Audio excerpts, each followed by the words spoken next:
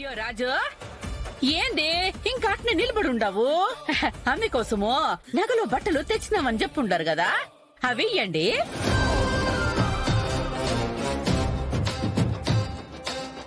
ఏంటి దాత్రి ఇది?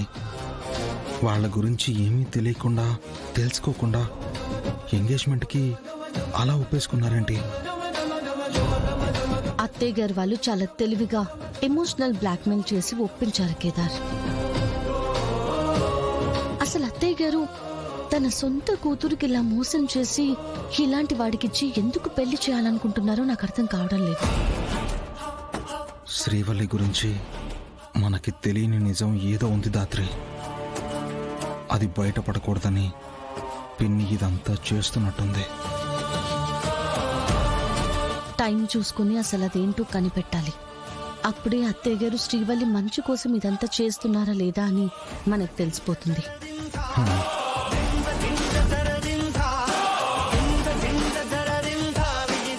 అబ్బో అమ్మి శ్రీవల్లి, నువ్వు చాలా అదృష్టవంతురాలు అమ్మి.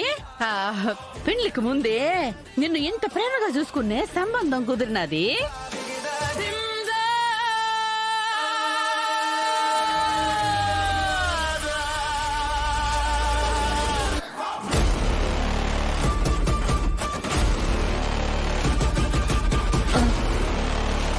ఈ నగలు ఎక్కడ చేయించారు?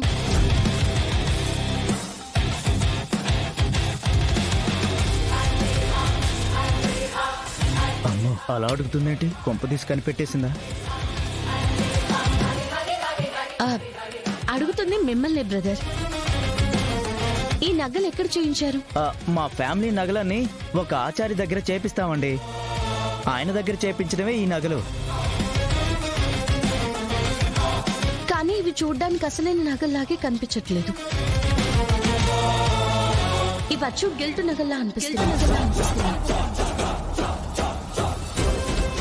గిల్టు నగలా?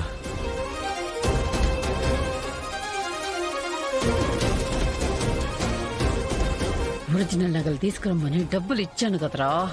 ఇప్పుడు ఏదో ఒకటి చెప్పి కవర్ చేయాలి, లేదంటే ఈ వైజయంతి నా ప్రాణాలు తీసేస్తుంది. చెప్పు రాజు, నిజంగా ఇవి ఒరిజినల్ నగలేనా? ఒరిజినలే అండి. ఫేక్ నగలు నా కాబోయే భార్యకి ఎందుకు ఇస్తాను చెప్పండి?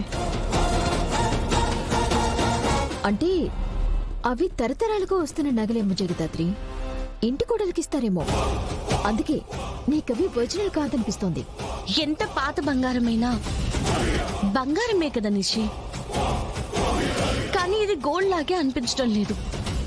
మీరు కూడా ఒకసారి చూడండి.